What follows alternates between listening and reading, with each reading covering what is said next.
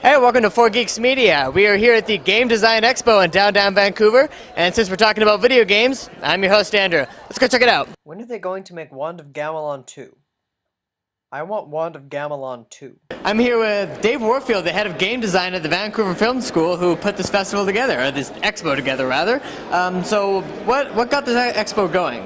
Really what the Expo spurred from was an idea of being able to bring together the game industry and give back. We've had so many people that have been involved with our students throughout their year that we wanted to do something to share back to them and bring our local companies as well as companies around North America and the world to share their design experiences so everybody can create better games.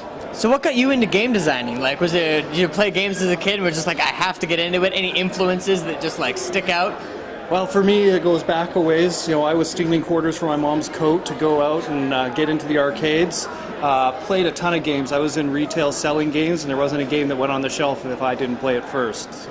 Like, when was this? Like, this was back in 1986. That's when I was born. Early 80s. 3 years later, I was playing Duck Hunt and Teenage Mutant Ninja Turtles. I was in the store when Duck Hunt came out onto the shelves. I was already well into my gaming experience at that time. What a time to be alive.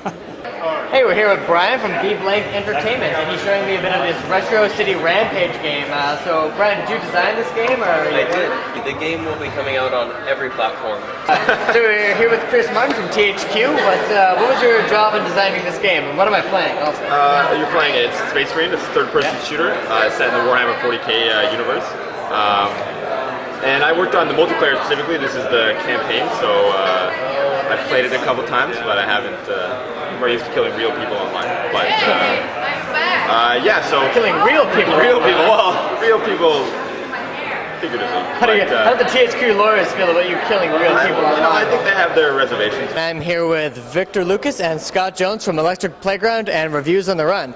So just for people who don't know, why don't you tell us a little bit about what Electric Playground and Reviews on the Run is? We cover everything that's cool in video games and movies and TV shows and all kinds of amazing stuff. This is all Vic's company. He invented this 16, 17 years ago? 1995. So we've been doing this for a little while. Yeah. So was it video games when Electric Playground started and it's moved beyond that now? Yeah, and that's exactly what's happened with the video game industry. It started as just a half-hour weekly video game show, and sort of we did talk about the culture around games as well, and we just spiraled out. You know, there was just a lot more interest in all kinds of other entertainment out there, and as the shows we produced more of them per year, we started to talk to more actors and directors and people that made toys, and just kept growing from there. So what was your involvement in Resident Evil before you got into this? Had you played the games? Or did you have to just as a fan. I played a bit of 5 on when it came out 360, but there's probably a huge gap in my exposure because on playing Resident Evil 2 and 3 with my roommates back when I was in college. We just, turn off all the lights and it just the fire's on and 10 o'clock at night and then play that thing and just, wandering around the police station and trying to figure out what to do and getting all the jumps and scares and then my first... Leon's first appearance. Totally. The first liquor I ever saw and so, and I don't mean booze, but the big thing is that was, for me, kind of a social thing. Like we all were getting scared together. So it's kind of nice and vaguely ironic, I guess, to when I finally get to work a bit in the franchise. I'm working on the co-op part, so it's still about 4 people playing together and getting scared. But now everybody's doing something. You're not waiting for your turn with the controller. So the name is Lala Fuchs. Lala Fuchs. Lala Yeah, Fuchs, correct. and you won a scholarship for women in game design. You want to tell us a little bit about that? Yeah. Last May or last February, I applied for the Women in Game scholarship, and yay, I got it. So how did you get into gaming? Like, what made you want to get into game designing? Like, did you play games a lot as a kid, or were there any influential games that you just loved as a kid? I think mostly I was influenced by my brothers. They were the gamers in the family. Since I was growing up, I was growing up around them, always playing games. So it's like the little sister wanting to be like the brothers, running around.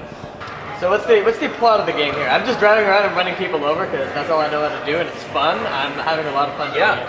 So what's the actual plot of the game, and how long does it take to beat?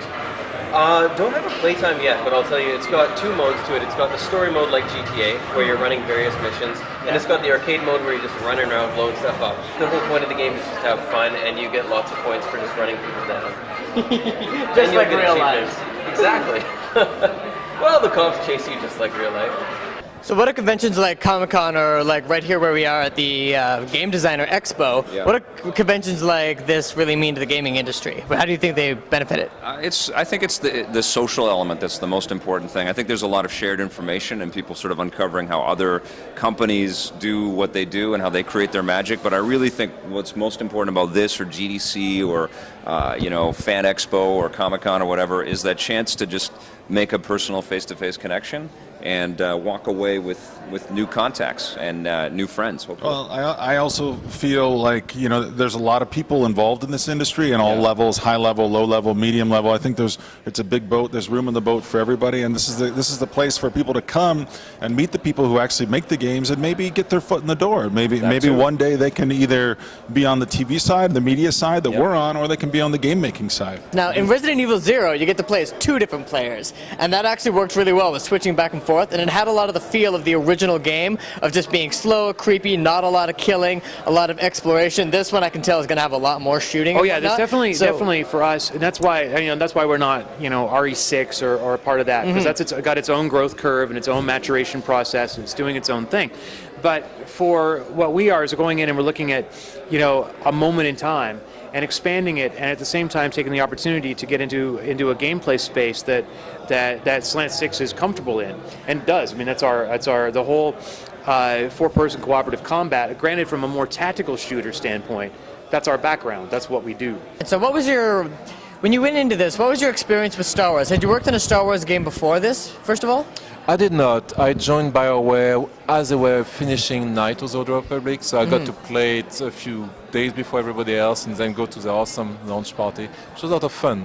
But that was my contribution to that. I just, I saw the first movie when it came out. I was a kid and it just blew my mind and probably changed my life. So how does it feel to actually get to work on the universe of Star Wars, seeing something as big and immense as Star Wars? Like, how does it feel getting to actually work on that universe? I think you should not think too much about it, because then you just, again, blow your mind. Like, I'm working on Star Wars. I get to decide some of this stuff. Just go with it. Don't think about it too much. But it's, the dream come true is a cliche, but it's true. It's like there was nothing I wanted more than to work for BioWare, to work on an MMO, and to work on Star Wars. So when that job came up, I was like, oh, sure, I'll do that. So that's good stuff. So with an MMO like the Old Republic, I've played a little bit of this game. Okay, good. And what I found is what I really like about this MMO is there's a lot of flexibility in my characters and a lot of ways to do that. But what I find with a lot of MMOs, and I didn't play the game deep enough to actually get to know that, or to actually get to figure this out, but with a lot of MMOs, I find there's an optimal build for every race. Is that something that you like? Is there the idea of an optimal build, or was there a way you wanted to make it as flexible as possible so that any build for any race was viable? Well, first, that's not possible. You cannot make every build optimal, otherwise there would be no choice, really. But there won't be an optimal build for every class, because every class has different role to fulfill. And we did that on purpose because, we tried to make a smuggler interesting, we tried to make a trooper interesting, but we knew that at least at launch there would be a lot of Jedi Knight and probably Sith Inquisitor, because they just are cool. And eventually the population would, homogenize and kind of reach maybe parity. But there was a real risk that you would start a game and you only see Sith Inquisitor. And so the game still needed to work even in that reality. And so what we did is that the class is more of a story concept. It is a story of the Inquisitor. You're a slave, you're learning about the Force. But within the class, you can make choices that make you a very different character. You can be anything from a healer, more of a rogue, like invisibility, backstabbing people, to a tank, and to a caster, like a long-range damage dealer. So a lot of flexibility, and even though there's probably one better way to make a PvP-oriented sorcerer, there's also a better way to make a PvE-oriented tank within the same class. Probably started with Super Nintendo, like the Duck Hunt one. That's original Nintendo. That's back in '86. That's the first memory I think I have of gaming is that game. When you played Duck Hunt, did you cheat? Did you go right up to the screen and fire? Because that's the only way I could ever play Duck Hunt. Nope. You played legit? You actually went back and I was a aimed? pathetic little kid back then. No, but you actually went back and aimed in Duck Hunt? That's a rarity. Yeah. Everyone I know went right up to the screen and just I was blasted five the or ducks. something. That's a great time to start gaming. Like a Warhammer, what I do know of the game, which is very, very little, is you can be different sort of things, Races, elves, yeah. orcs, and it takes Yeah. place different times. Can I only be a space marine in this game, or are there Yes. other races I can be? Yeah. So Yeah. my space marine, why was that one picked as opposed to orcs with a K, as you said? Yeah, well, I mean, Space Marine, as much as people want to play the other races and stuff like that, they are the most popular consistently for GW. Why do you think Games that is? Workshop, because they're human and they're crazy. Fair enough. And they're like warrior monks. So, not that you look like a monk right here, but in reality, they're In 4,000 years, who knows what monks will look like? 40,000 years. Yeah, I have no idea what monks are going to look like. Do you have to play as do you have to have 4 people with you, or can you play solo? If you have no you can play friends solo. like me. Yeah. Sweet.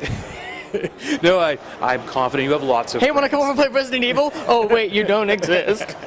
Well, I think someone was talking to me earlier today and wasn't even was unclear from the messaging, marketing and messaging that it was whether you had to have same screen or not, and this isn't same screen, which would be really hard to do with 4 people anyway. I think that would get very, very cluttered.